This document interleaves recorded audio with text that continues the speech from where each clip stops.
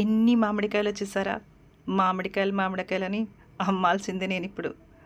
మన తోటకెళ్ళినప్పుడు తీసుకొచ్చానండి మామిడికాయలు. నా పాత వీడియోస్ చూసిన వాళ్ళకైతే తెలుస్తుంది నేను తోటకెళ్ళింది. అక్కడ తెచ్చిన కాయలన్నీ ఇలా ఒక్కసారితోనే మాగిపోయాయా? ఏం చేయాలో తోచక అన్నీ సర్దుతున్నాను. మీరు కూడా చూడండి, కావాలంటే మీరు కూడా తీసేసుకోండి.